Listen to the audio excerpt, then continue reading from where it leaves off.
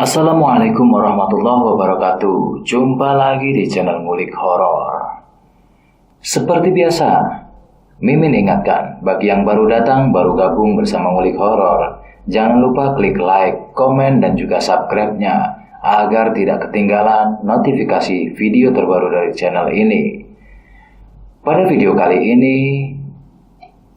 Mimin akan bercerita tentang warisan kakek dari narasumber Raden Alursewu.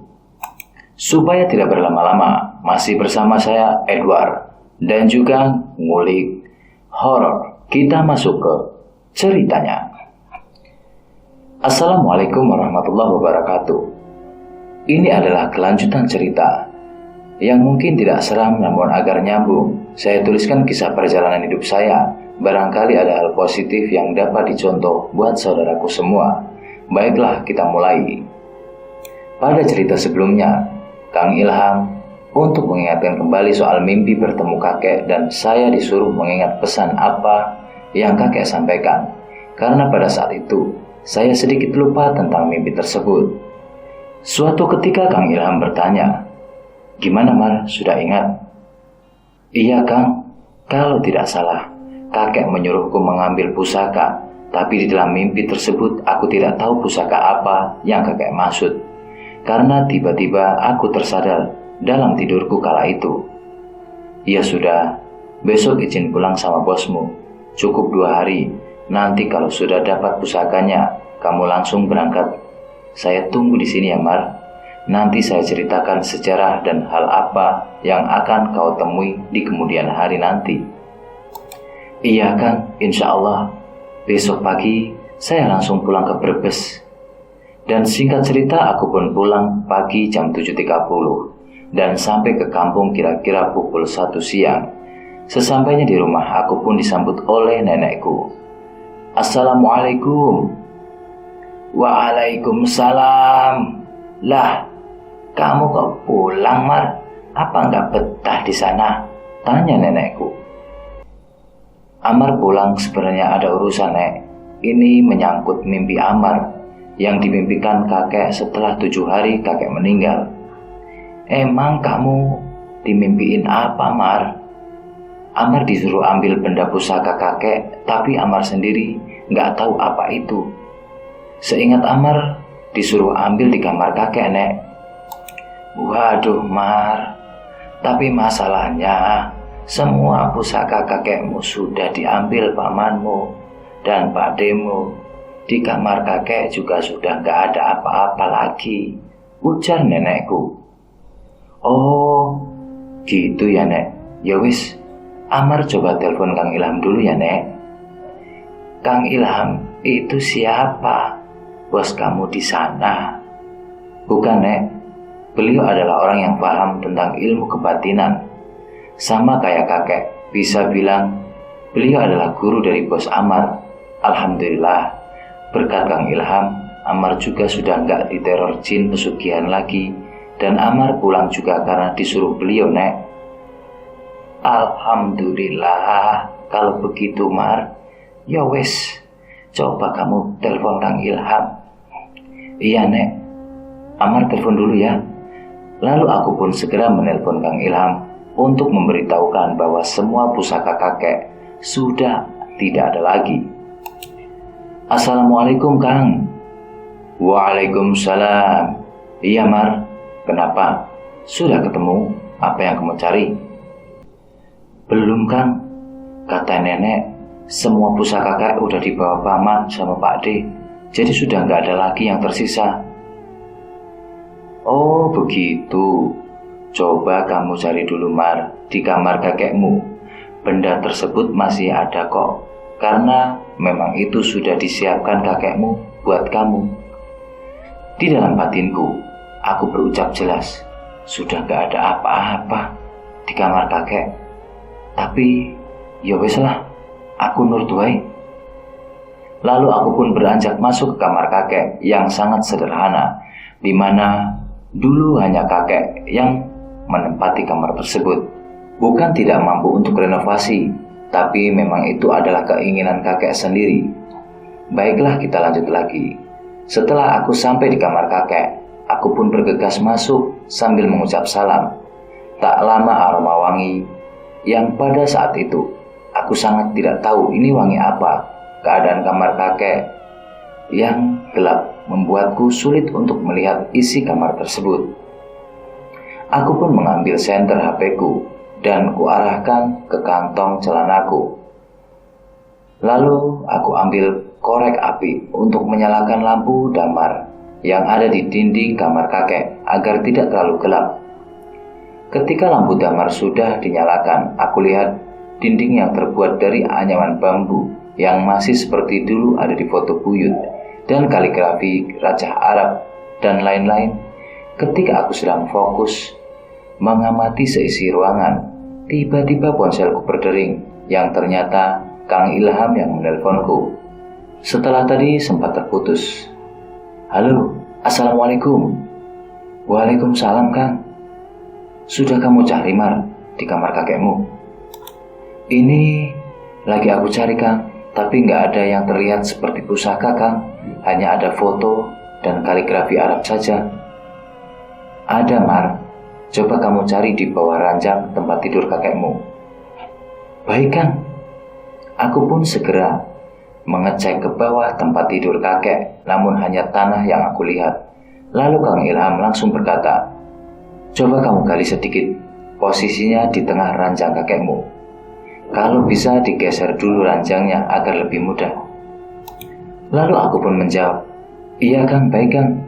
Segera aku geser ranjang tersebut dan aku gali dengan golok yang tertancap di dinding kamar kakek.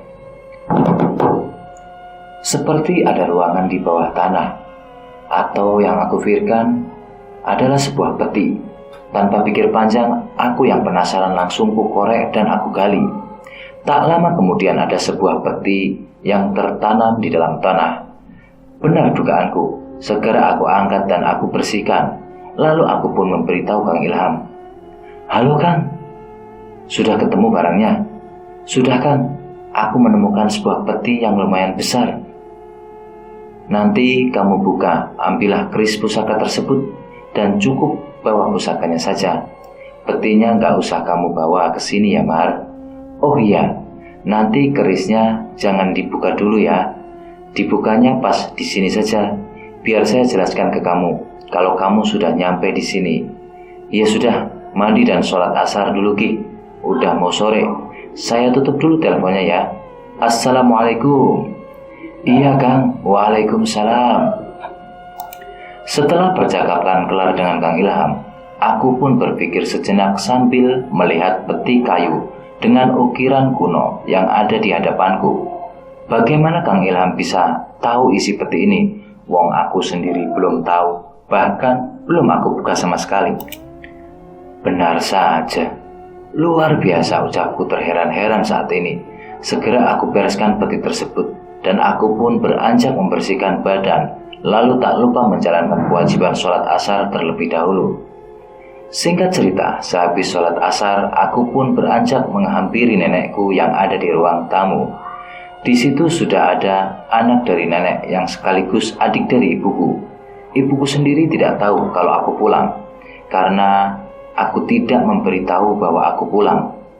Adik dari ibuku sendiri biasanya kalau di Brebes, aku panggil Lile. Di sana sudah ada Lek Ipah, Lek Yuni, dan Lek Lina. Mereka sudah berkeluarga semuanya.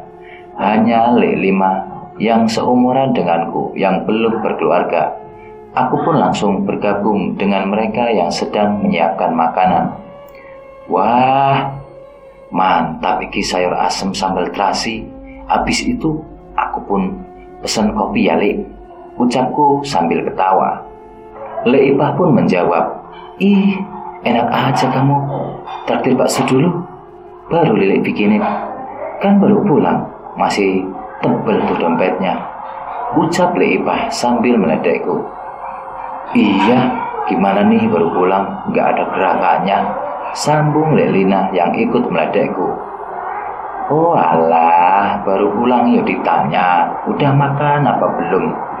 Leh iki langsung dimintain, ucapku sambil mengambil piring yang langsung menyambar makanan. Lek Yuni pun ikut menjawab, Mar, tumben pulang, gak kasih kabar dulu, gak kayak biasanya. Iya Lek, ini aja dadakan, paling cuma 2 hari aja kok, gak lama, cuma ngambil sesuatu aja. Sesuatu apa emang Mar? Rahasia lah, gak usah kepo toh Lek, ledekku kepada Lek Yuni. Singkat cerita, sehabis sisa keadaan di kampungku pun sangat sepi, karena pemuda di kampungku mayoritas perantau, paling ramai pas hari besar, seperti lebaran tahun baru saja. Aku yang kesepian pun mencoba untuk bersantai di teras rumah, sambil ditemani kopi kapal api dan rokok filter favoritku. Begitu damai, aku yang sedang melamun pun dikagetkan oleh suara seseorang yang menegurku. Mar, baru pulang, ucap seorang bapak yang ternyata adalah salah satu ustadz di dekat rumahku.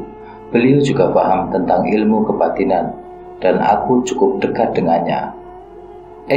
Pak Ustadz, iya baru tadi sore nyampe Pak Ustadz. Ngopi Pak Ustadz, ucapku sambil menawarkan beliau kopi. Iya, terima kasih. Silakan kamu aja Mar, barusan habis ngopi di warung.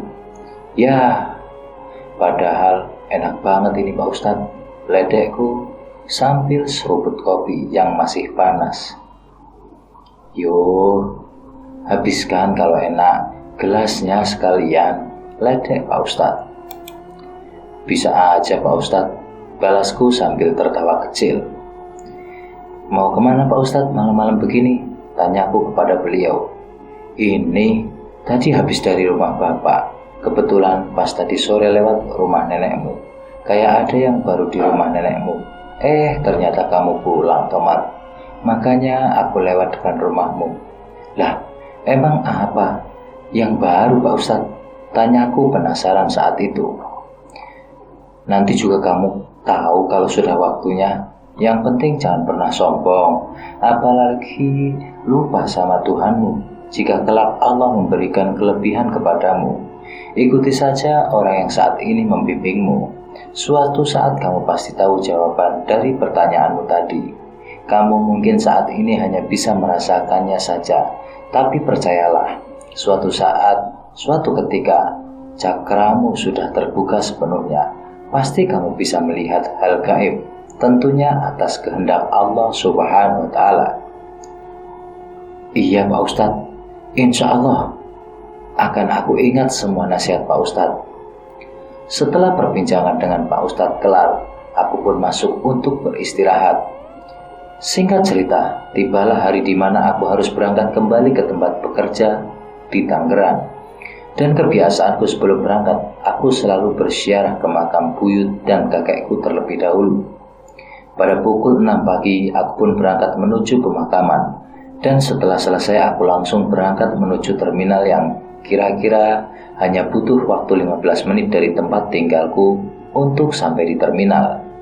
Singkat cerita, aku pun sampai di tempat kerjaku pukul 15.30. Tak lupa aku pun langsung menuju toko tempatku bekerja, karena pasti Mas Johan dan Kang Ilham berada di sana.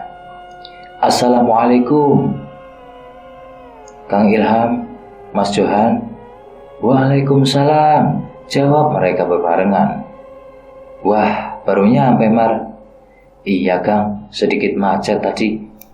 Ya sudah, mandi dan sholat asar dulu Ki, biar ganteng.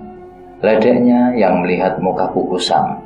Karena tadi aku naik bis ekonomi, ya jadi panas tanpa AC. Karena pada saat itu jarang sekali bis yang ber-AC. Aku pun segera mandi dan sholat asar terlebih dahulu. Lalu setelah aku selesai langsung kembali ke toko sambil membawa 2 pusaka yang aku masukkan ke dalam tas rangselku. Baru saja aku datang ke Kang Ilham pun seperti biasa, selalu membuatku kagum dengan perkataan di luar logikaku. Wah, itu barangnya ya Mar? Iya Kang, cuma ada 2. 2 saja sudah cukup kuat sebenarnya. Kakekmu juga bisa sembuhkan kamu dari jin pesugihan itu. Tapi ya mungkin jodohmu sama saya, ucap Kang Ilham sambil tersenyum tipis. Terus ini gimana, Kang?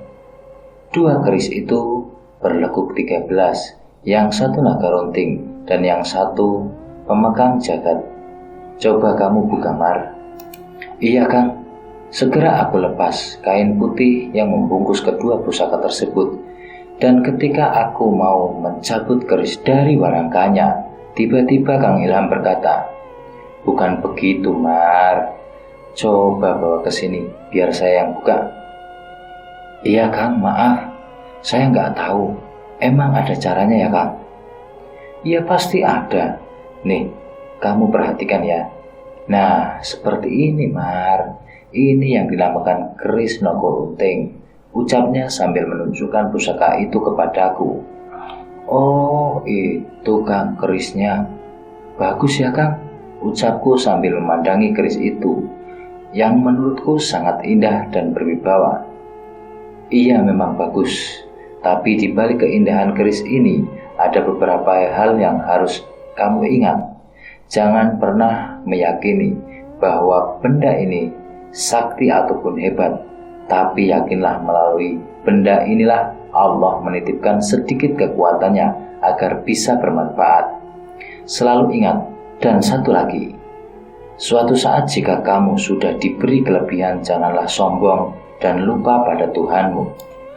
Tolonglah yang membutuhkan pertolongan, karena semua kelebihan seseorang bisa menjadi baik dan bermanfaat jika orang tersebut di jalan yang benar. Begitu pula sebaliknya, jika orang yang mempelajari ilmu putih sekalipun namun digunakan untuk ketidakbenaran, maka apa bedanya dengan ilmu hitam? Apa kamu sudah paham, Mar?" Iya, Kang, insya Allah, Amar mengerti." "Ngerti kok, kemarin lalu sombong. Tak bilangin ada yang nyariin cewek malah bilang, ya sudah biasa orang ganteng mah. Hehehehe," ledek Mas Johan yang ikut berbicara. "Bercanda tuh, Bos. Gitu aja kok dibahas. Kan gak enak ada Kang Ilham," balasku menjawab ledekan Mas Johan. "Oh begitu. Waduh, kalau sombong nanti aku tarik lagi nih. Hahaha," ledek Kang Ilham kepadaku. "Jangan atuh, Kang. Capek puasanya tuh. Lama," ucapku malas. "Itu belum seberapa, Mar. Nanti kalau kamu sudah mendalami, mahabbahnya pun akan semakin besar." "Oh, begitu ya, Kang? Lah, kok yang ini kerisnya bolong, Kang? Di tengahnya?" tanya Mas Johan yang sedang membuka keris pemakan jagat. "Iya, Mas. Itu yang di tengahnya bolong itu keris pemakan jagat." "Oh, iya, Kang. Memangnya si Amar sudah cukup umur untuk memegang kedua pusaka ini?" "Belum, Mas. Sebenarnya Amar juga masih punya darah Pajajaran. Maka dari itu saya akan kasih pesan buat Amar mengingat pondasi sebelum cukup kuat untuk memegang kedua pusaka. Nanti kamu simpan saja, Mar. Nggak usah kamu pikirin kapan waktunya. Kalau umur kamu sudah cukup, insya Allah akan ada petunjuk selanjutnya. Oh iya, satu lagi, Mar. Jika kamu ingin bertemu saya, amalkanlah puasa ini dan sholat 5 waktu selama 40 hari. Jangan sampai putus. Dimanapun kamu berada, atas izin Allah, pasti kita akan bertemu lagi." "Iya, Kang. Tapi memang Kang Ilham mau kemana?" "Ya mau pulang lah, Mar. Wong aku sendiri nyari rumah Kang Ilham aja nggak pernah ketemu. Kang Ilham dulu yang kadang main kesini, Mar." "Belum jodoh, Mas," jawab Kang Ilham sambil tertawa. Lalu Kang Ilham pun berkata kepadaku, "Mar, ingat, semua ini milik Allah. Apapun yang terjadi di kemudian hari nanti, ingat selalu sabar dan ikhlas ya. Dan suatu saat kamu akan bertemu orang yang akan membantumu untuk lebih mendalami ilmu kebatinan. Orang tersebut sudah menunggumu sejak sebelum kamu lahir." "Lah, kenapa enggak Kang Ilham yang bimbing Amar?" tanyaku. Banyak hal yang harus Kang Ilham lakukan, Mar. Dan kamu juga pasti bakal pindah kerja dari sini. Karena Mas Johan bakal lama di kampung. Dan kamu pasti nggak bisa lama-lama di kampung kan? Tanya Kang Ilham. Iya Kang, soalnya Amar punya angsuran motor. Jawabku sambil tersenyum malu. Walah, ya wes rapopo. Kerja di mana saja Mar. Yang penting jujur dan pekerjaannya halal. Mangkat selamat, balik selamat. Iya bos, jawabku sambil berpikir bakal bekerja apa ya ntar habis lebaran. Gak usah dipikirin, pasti dapat kerjaan kok. Penting ingat pesan saya tadi ya, dan lakukan apa yang sudah saya ajarkan. Pesan Kang Ilham. Iya Kang, insya Allah. Dan singkat cerita lebaran pun tiba. Dan memang benar Mas Johan berkata akan cukup lama di kampung. Dan aku pun memutuskan untuk pindah kerja. Karena aku punya setoran motor. Hehehe. Dan aku yang saat itu di kampung pun mulai menanyakan seputar lowongan pekerjaan yang sama dengan teman-temanku. Yang pada saat lebaran seperti ini, semua pemuda di kampungku sangat ramai. Dan setelah aku mencoba mencari informasi seputar pekerjaan kesana kemari, tak aku dapati. Aku pun pulang ke rumah dan di rumah ada Om Hendro, salah satu pemilik rumah makan sekaligus sahabat ibuku. Om Hendro pun menawari aku bekerja di rumah makan miliknya. Mar, kata ibumu, kamu lagi nyari pekerjaan ya? Iya Om, tapi belum ada yang cocok. Kenapa gak ikut bantu ibu aja di warteg Mar? Ibu kan sudah ada bibi yang bantuin. Lagian juga Amar pengen belajar mandiri Om, ucapku. Biarin aja Hen, mumpung lagi mau cari pengalaman. Si Amar tuh biar bisa kayak kamu Hen, ucap ibuku pada Om Hendro. Oh, ya sudah, bagus satu. Gimana kalau Amar ikut kerja di rumah makan Om? Kebetulan Om lagi cari pegawai, jadi mampir kemari. Kurang satu laki-laki lagi nih. Gimana? Mau nggak Mar? Wah, boleh tuh Om. Lagi butuh cepet juga buat setor angsuran motor. Hehehe, jawabku sambil tertawa. Lah, ibu kan banyak duitnya. Ledek Om Hendro. Nggak mau pakai uang ibu Om. Pengen pakai hasil keringat sendiri aja. Ya, walaupun kadang minta dikit. Kalau lagi kepepet, jawabku sambil melirik ke arah ibuku. Nggak apa-apa, wong kemarin buat beli bensin aja minta. Dasar, kamu pinter banget. Ngeles ledek ibuku. Ya kan itu kepepet Bu, itu juga cuma 10.000. Ntar Amar ganti pulsa kalau udah kerja lagi, jawabku sedikit membela diri. Ya wes, ikut Om Hendro aja kerja sambil belajar, biar punya usaha sendiri. Katanya pengen usaha sendiri tanpa bantuan ibu.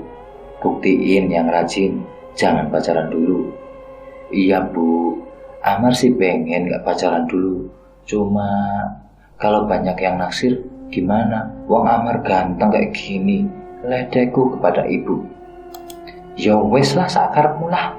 Sing penting ojo nikah dulu. Pacaran boleh, sing penting bener lan ora ganggu kerjaanmu. Iya Bu, siap. Tenang aja, Amar gak pacaran dulu kok. Cuma mancing izin aja. Boleh gak? Semisalnya Amar pacaran, malah dapet izin. Ntar Amar cari yang soleh. Ledekku pada ibu. Hehe. Yo wes Mbak Yu dan Amar, aku mau pamit dulu ini Mar. Buat jajan, tanda jadi aja. Nanti berangkat hari Rabu ya. Ntar Om jemput sekalian bareng sama yang mau bekerja juga.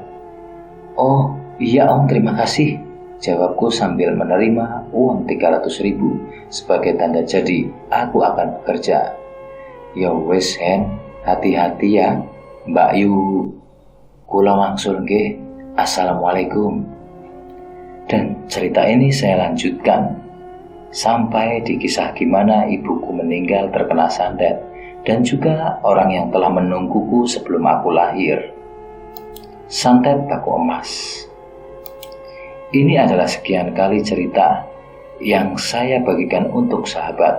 Semoga dapat menemani waktu luang kalian dan ada hikmah yang dapat diambil dari kisah nyata yang mungkin sedikit aku tambahkan agar mudah dipahami dan dimengerti. Di kisah yang sebelumnya, aku memutuskan untuk bekerja di tempat Om Hendro. Sangat nyaman dan cocok sampai-sampai aku cukup lama bekerja di tempat beliau. Dan pada saat aku ikut beliau kurang lebih 2 tahun, disinilah hal yang paling aku ingat dan mungkin tidak akan pernah aku lupakan sepanjang hidupku. Di sore hari sehabis sholat asar, tiba-tiba Om Hendro menghampiriku. "Wah, baru kelar sholat nih pemuda." "Iya Om, Alhamdulillah," jawabku sambil membereskan sajadah. "Nih Mar, gaji kamu, semangat terus, biar cepet lunas tuh motor. Nah, kalau sudah lunas, nanti uangnya ditabung, biar punya usaha sendiri." "Alhamdulillah, habis sholat dapat rezeki," ucapku sambil tersenyum bahagia. "Oke siap bos, pasti itu mah." "Ya wis, Om tak keluar dulu, mau kondangan ini Mar." "Oh iya Om, matur suwun ya Om." "Iya Mar, sama-sama. Ya wis dilanjut," ucap Om Hendro sambil berlalu pergi. Aku pun mulai membangunkan teman-temanku yang masih tertidur untuk bangun karena waktu itu sudah pukul 4 sore. Sedangkan aku dan teman-teman mulai bekerja shift malam jam 5 sore. Setelah ketiga temanku kerja bangun, aku pun keluar untuk beli rokok karena mes tempatku tidur di atas dan di bawah adalah tempat untuk aku bekerja. Ya lumayan gede lah tempat usaha Om Hendro ini. Ruko berlantai 2 dan di atas mes cowok dan cewek. Para cewek bagian shift siang dan para cowok shift malam. Aku pun turun melalui anak tangga dan langsung digoda para cewek-cewek dengan sejuta rauyanya, walaupun rata-rata para cewek 2 tahun lebih tua dariku. Wah, pemuda idaman, baru bangun nih, ledeknya Susi. Lah, iya, yang habis gajian mau belanja apa nih? Ledek Santi. "Aku mah nitip batagor aja mas," ledek Wulan tak mau kalah. "Sama, aku juga dong batagor, tapi nggak pakai kecap ya," ucap dia juga tak mau ketinggalan. "Walah, baru turun udah dipalak aja." "Iya, nanti aku beliin batagor semua, tapi nanti aku nitip cuciin sarungku ya," ledekku sambil pergi keluar ruko. "Tenang aja mas, ntar biar Wulan yang nyuciin," jawab Susi. Lah, malah aku sih yang kena. "Lah, daripada aku, ntar kamu ngambek lagi," ledek Susi pada Wulan. Aku pun hanya tersenyum mendengar candaan mereka. Ya, walaupun aku tahu Wulan cukup dekat denganku, sampai-sampai aku dan Wulan selalu jadi bahan ledekan di tempat kerja. Sesampainya aku di warung, aku pun membeli rokok kesukaanku dan tak lupa membeli batagor pesanan para cewek-cewek. Dan sekalian aku belikan pula buat ketiga teman cowokku. Sesudah itu pun aku kembali ke tempat kerjaku dan seperti biasa langsung dapat sambutan dari para cewek-cewek. "Wah, dateng nih pesanan. Taruh situ dulu ya mas, nanggung nih," ucap Susi yang sedang menyiapkan makanan buat para pelanggan. Lalu aku taruh batagor di meja dan segera aku naik ke atas. "Waduh, bawa apa tuh Soib?" ledek si Doni. "Waduh, gajian nih." "Sikat." "Pas banget, lagi pengen batagor, tahu aja Soib kita ini," ucap Asep. "Ya taulah, kan kalian bertiga perut karet semua," ledekku kepada mereka. "Buruan dimakan, udah mau jam 5 nih." Kami pun menyantap batagor bersama dan tak terasa waktu pun sudah pukul 5 sore. Saatnya bagi kami para cowok untuk bekerja. Tak terasa azan maghrib pun tiba. Aku pun izin sholat terlebih dahulu, mengingat kalau waktu maghrib rumah makan agak senggang. Sesampainya di atas, aku bertemu Wulan yang sedang membersihkan baju kotor untuk dicuci. "Mas, mana sarung yang mau dicuci? Sini, biar sekalian Wulan cuci." "Gak usah, Lan. Aku cuma bercanda aja tadi." "Gak apa-apa, Mas. Kalau cuma sarung mah. Sekalian Wulan juga mau nyuci nih." "Oh iya, udah. Terima kasih ya. Sebentar, aku ambil dulu." "Nih Wulan, sarungnya." "Iya Mas, satu aja nih." "Iya, cuma satu aja kok." "Yaudah, Mas, tinggal sholat dulu ya." Selesai sholat, aku pun bergegas turun dan melanjutkan aktivitas bekerjaku. Saat itu sedang ramai pelanggan, hampir semua meja penuh. Aku yang sibuk memasak telur pun tiba-tiba dikagetkan dengan panggilan telepon berulang-ulang.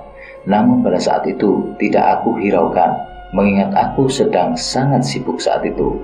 Sampai setelah jam 9:30 selesai sholat isya, barulah aku mengambil ponsel dari laci, dan aku sangat kaget dapat kabar dari bibiku. Langsung segera aku telepon bibiku saat itu juga.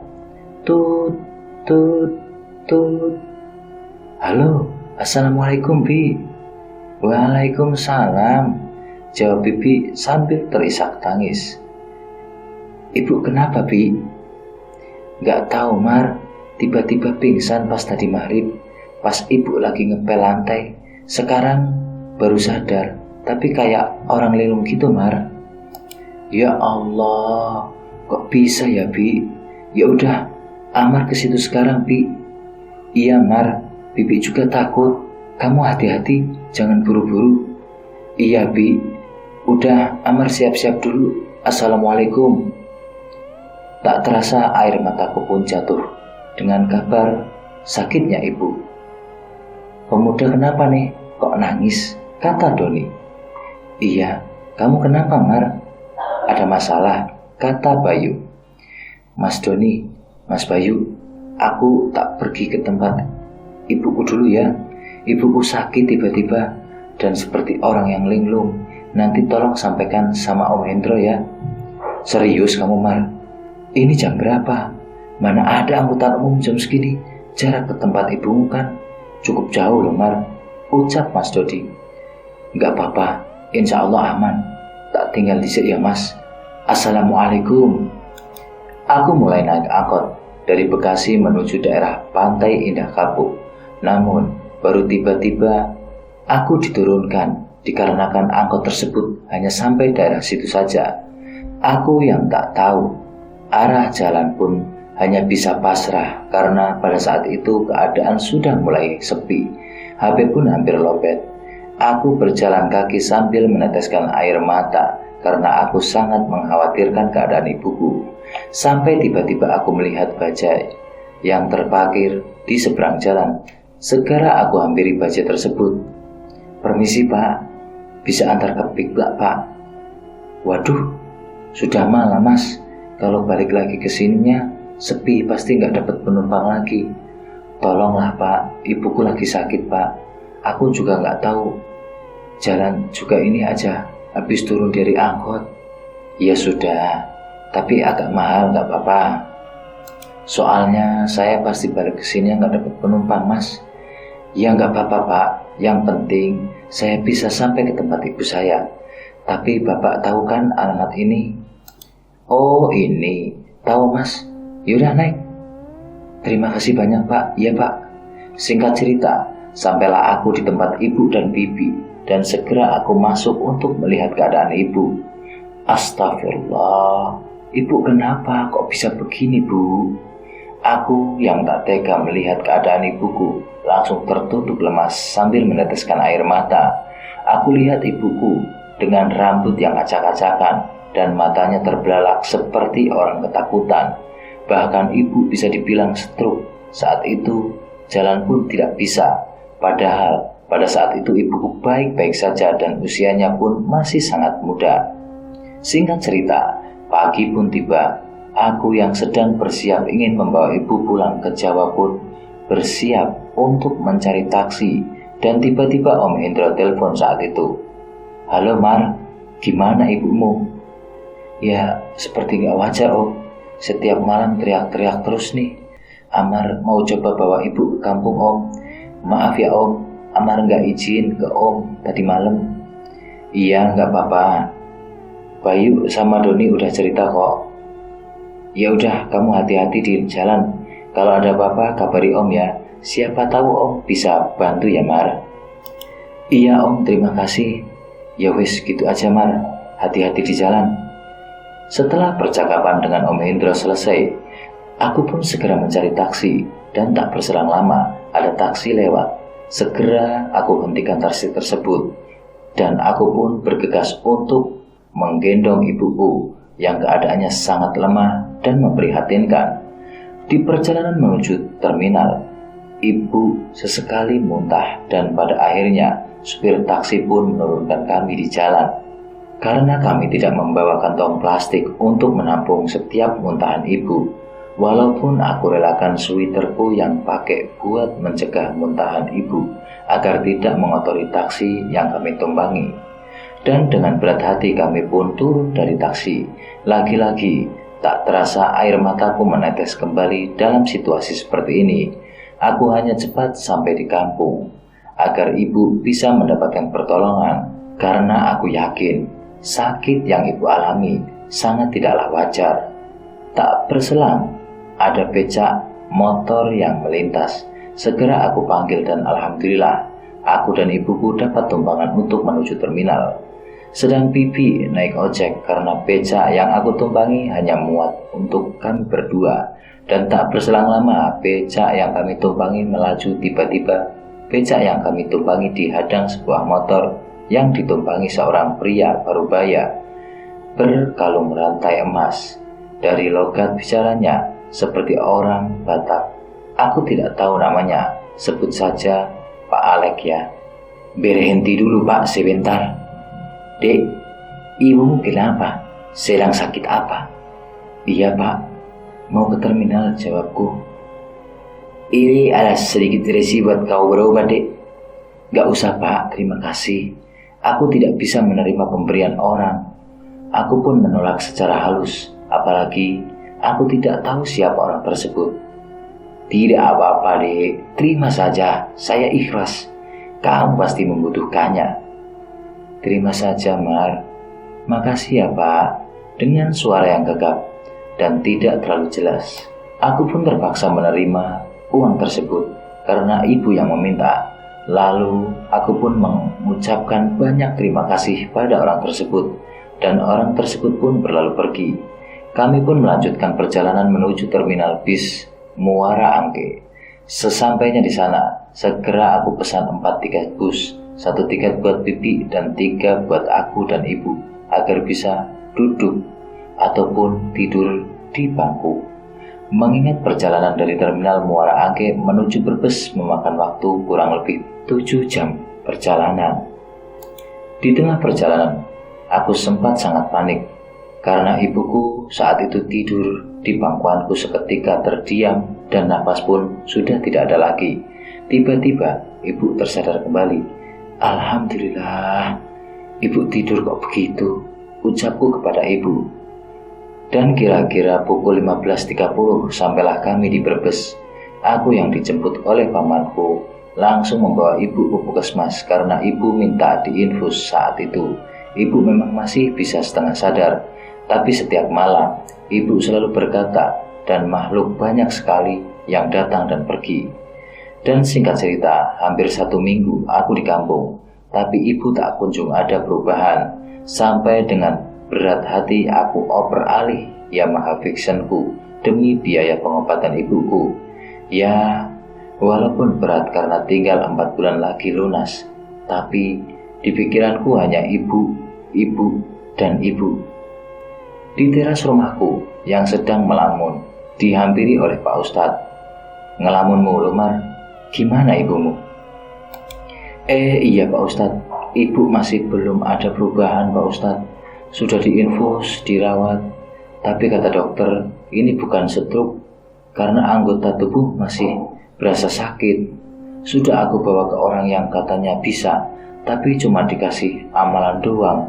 Malah aku harus berangkat kerja buat bantu pengobatan ibu. Motorku juga udah aku jual, Pak Ustadz. Iya, Mar, iya. Yang sabar, Mar. Coba kamu minta tolong ke Mang Yono di desa sebelah ini alamatnya. Siapa tahu dia bisa bantu. Maaf, Pak Ustadz nggak bisa bantu karena ini memang di luar kemampuan Pak Ustadz. Iya, Pak Ustadz, nggak apa-apa. Ya wes, Pak, tak ke rumah Mang Yono dulu. Tapi maaf Pak Ustadz, pinjam motornya ya, ucapku sambil tersenyum. Iya, pakai aja nih kuncinya. Aku pun segera menuju rumah Mang Yono, dan kira-kira 15 menit sampailah aku di rumah beliau. Assalamualaikum. Waalaikumsalam, ucap beliau sambil membuka pintu. Nyari siapa, Mas? Nyari Mang Yono, Pak. Apakah ada? Segera aku saling tangan beliau. Oh, nyari saya. Ada perlu apa, Mas? Tunggu, kamu cucunya almarhum Pak Yadi? Tanya beliau. Nggih, Pak. Kok Bapak bisa tahu? Seketika Mang Yono tersenyum. Ya tahu, uang penjaganya ikut kamu toh, ucapnya dengan santai. Penjaga apa, Pak? Wong gak ada apa-apa, jawabku polos. Ya, belum waktunya. Lihat kamu, itu masih muda. Lambat laun juga pasti apa yang saya maksud. Sini masuk, Mas. Duduk dulu. Sebentar ya. Saya buatkan minuman. Kebetulan istri Bapak lagi keluar. Nggih, Pak. Matur suwun. Jadi ngerepotin, ucapku kepada beliau. Nggak apa-apa, Mas. Kapan lagi ada anak muda seperti kamu main ke rumah tua ini? Ucap beliau sambil pergi ke dapur. Aku pun bingung. Emang apa bedanya aku dengan anak-anak lain? Ucapku di dalam hati. Tak berselang lama, Mang Yono pun keluar sambil membawa 2 gelas teh tubruk panas dan meletakkannya di meja. Niki, Mas, monggo diminum. Adanya cuma teh tubruk. Soalnya Bapak nggak pernah ngopi, jadi teh aja nggak apa-apa kan? Nggih, Pak, terima kasih loh. Udah lama juga nggak minum teh tubruk. Semenjak kakek nggak ada, nenek nggak pernah nyetok teh tubruk lagi. Oh, syukurlah kalau suka. Oh iya, ada perlu apa kamu cari Bapak?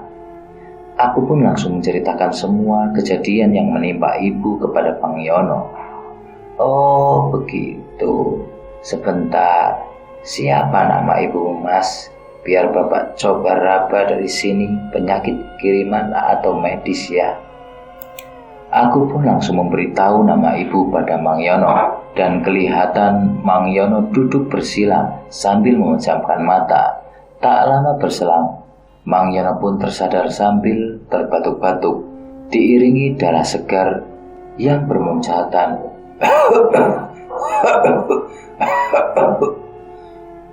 Mas, tolong ambilkan air putih, Mas, di meja belakang.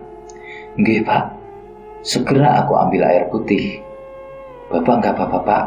Tanyaku sambil memberikan air putih. Nggak apa-apa. Cuma tadi kena serangan aja. Ya begini, Mas. Kalau orang mau nyembuhin santet taruhannya nyawa. Dan Bapak mohon maaf, ilmu Bapak belum cukup untuk membantu ibumu. Iya, Pak, nggak apa-apa, jawabku dengan muka sedih dan pasrah.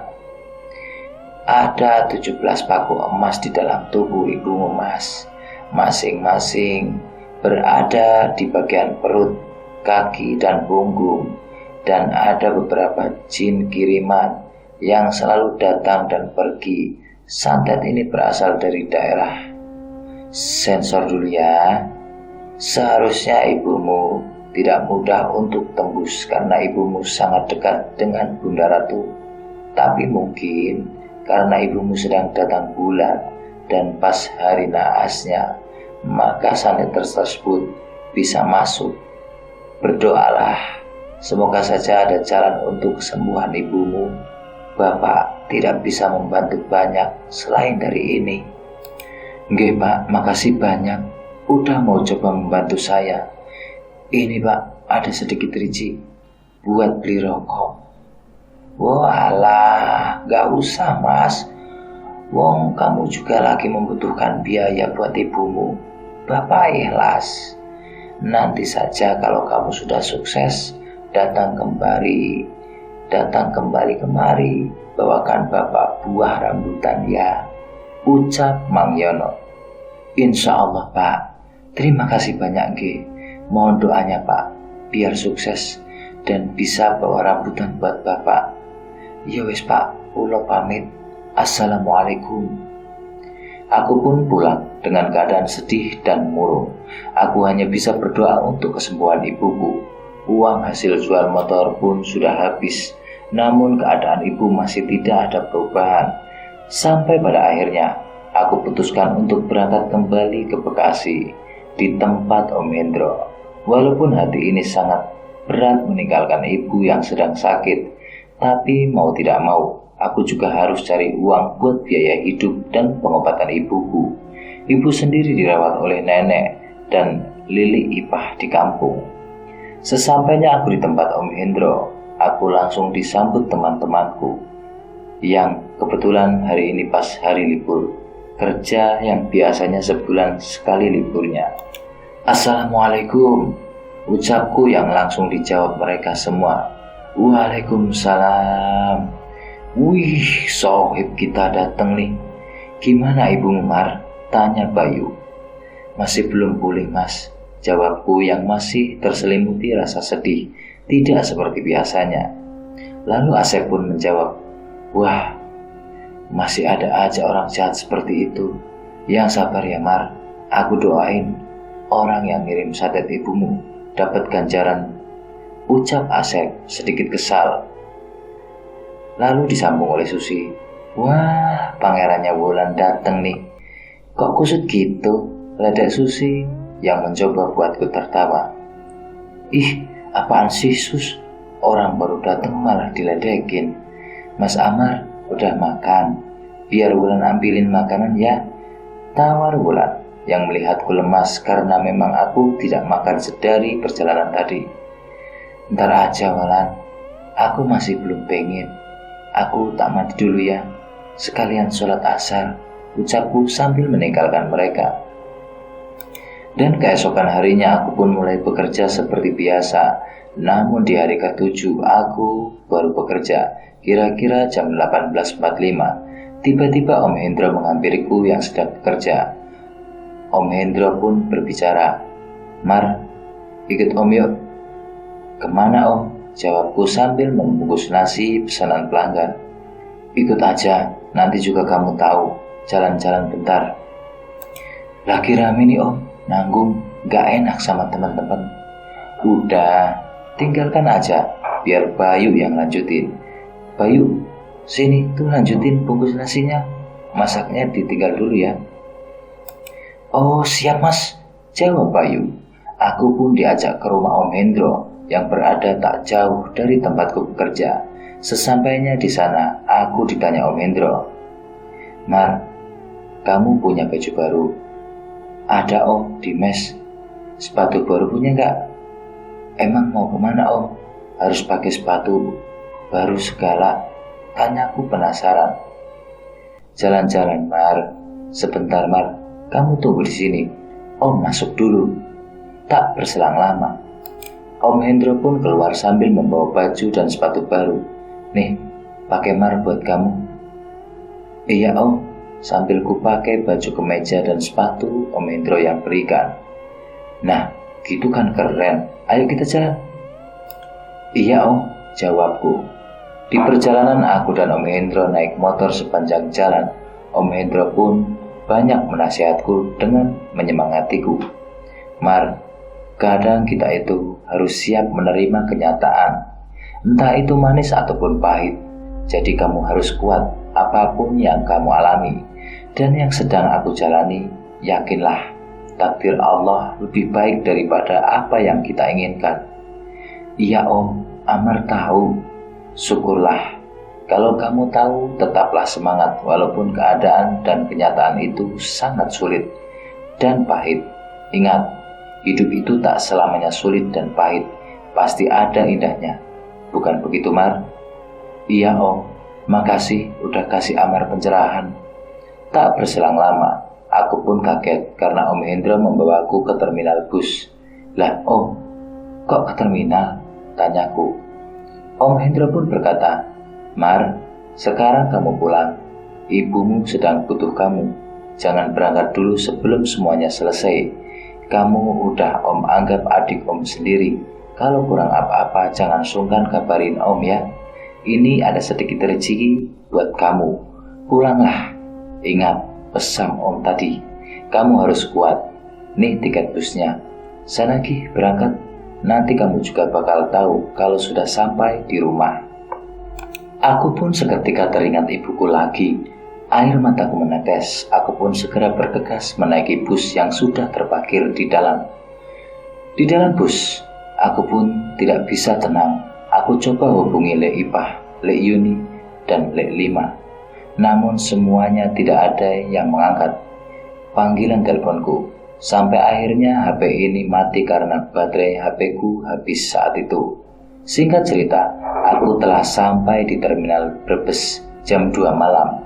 Segera aku naik ojek untuk mengantarku ke rumah dan kurang lebih 10 menit. Sampailah aku di depan rumah. Aku lihat banyak orang yang sedang melekan di rumahku. Ada tetanggaku, saudaraku, dan teman-temanku. Segera aku turun dari ojek dengan badan yang sangat amat lemas karena aku masih tidak percaya bahwa ibuku akan pergi secepat ini. Ku lewati orang-orang yang berada di depan rumahku tanpa sepatah kata pun yang aku ucapkan. Lalu aku masuk dan menanyakan di mana ibuku. Aku yang masih tidak percaya bahwa ibu akan pergi untuk selama-lamanya. Lek, ibu di mana, Lek? Nek, ibu, Nek.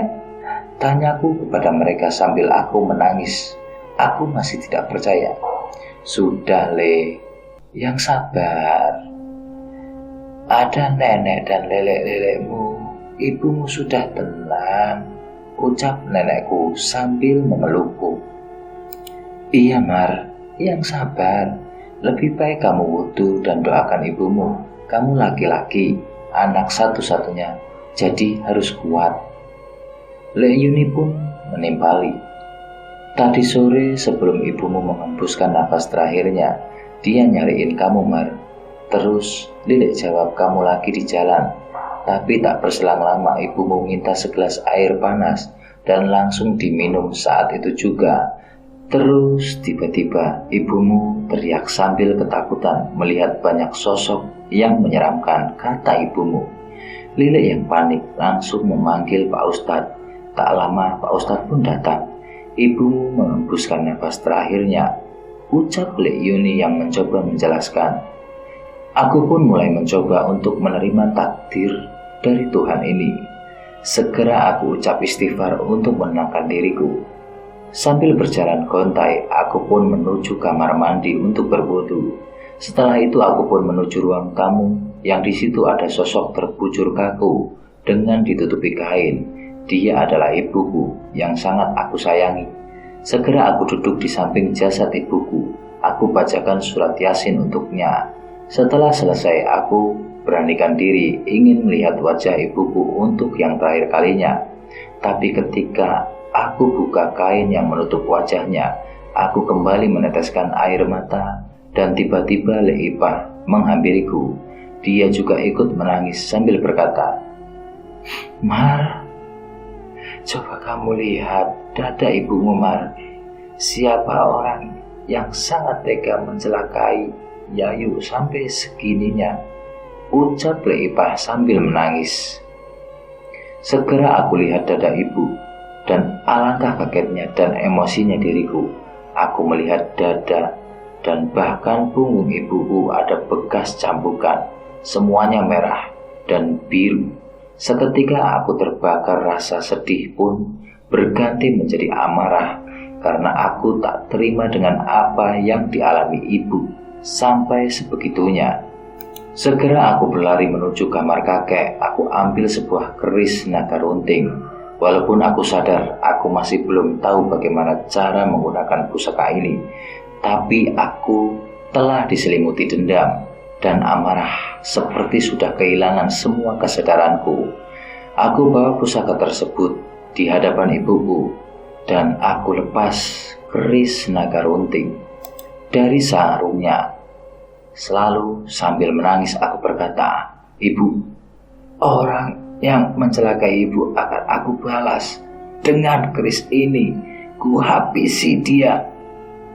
Tiba-tiba Pak Ustadz menghampiriku sambil berkata, "Istighfar Mal, sudah, ibumu sudah tenang, jangan kamu buat jalan ibumu menjadi petang. Ikhlaskan ya, mungkin Allah sayang sama ibumu. Yang dibutuhkan ibumu bukan balas dendam, hanya doamu yang dibutuhkan Mar. Istighfar." Mendengar perkataan Pak Ustadz, aku pun terbulai lemas sambil beristighfar. Astagfirullahaladzim. Tiba-tiba keris yang aku pegang sedari tadi menjadi panas sampai aku tak sadarkan diri saat itu. Aku tersadar pagi hari sudah banyak orang yang mau membantu mengurus jenazah ibu. Aku yang baru bangun segera membasuh muka dan menanyakan apa yang terjadi semalam kepada Le Ipah. "Le, semalam apa yang terjadi padaku, Le?" "Kamu pingsan. Mungkin kamu kecapean," ucap Le Ipah. "Kerisku di mana, Le?" "Sudah di kamar kakek. Kata Pak Ustadz kamu belum waktunya menggunakan pusaka itu." "Iya, Le, Amar tahu.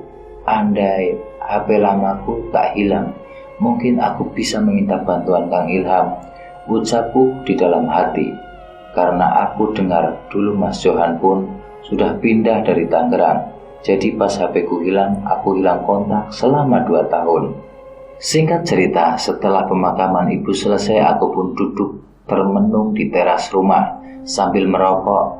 Dalam hati aku berkata, andai saja aku punya ilmu kebatinan seperti Kang Ilham, mungkin aku bisa menolong ibuku, ucapku di dalam hati sambil menundukkan kepala.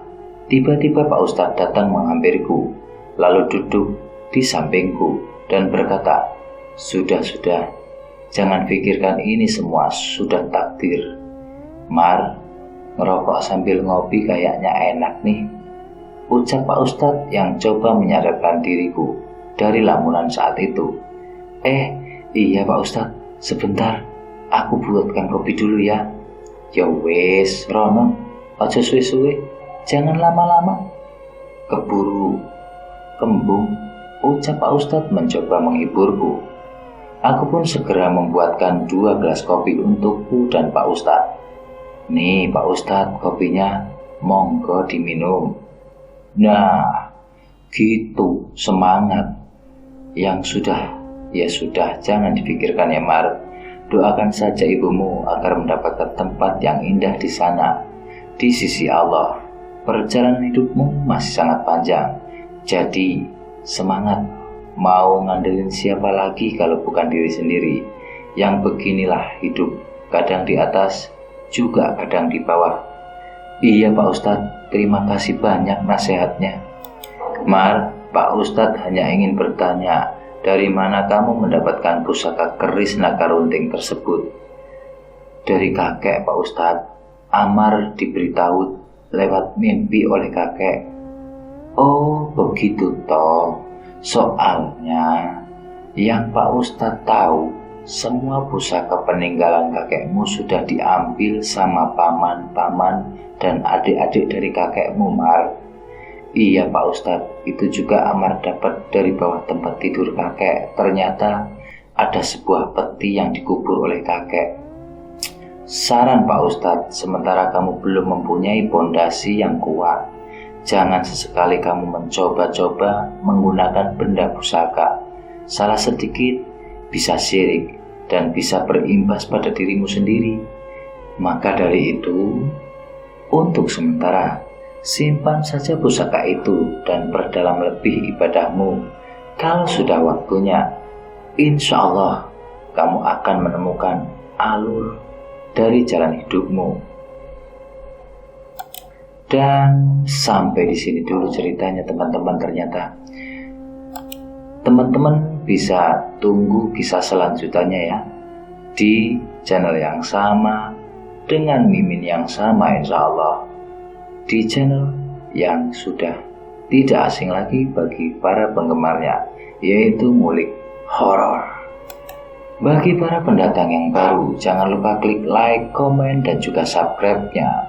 Bagi para pendatang yang lama, silahkan berikan komentar positifnya agar channel ini bisa tumbuh menjadi lebih baik ke depannya.